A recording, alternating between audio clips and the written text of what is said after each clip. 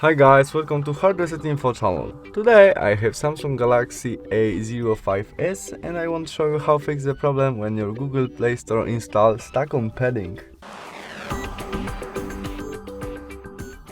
If you have the same problem as mine, in the first step we must go back to the main menu and swipe screen and go to the settings. In it we look for General Management, it is there, and now Date and Time, where we must turn on first function automatic date and time. After that all would work. We can go back to the Mobile Legend game, cancel it and try install again, and it would work. Tap again,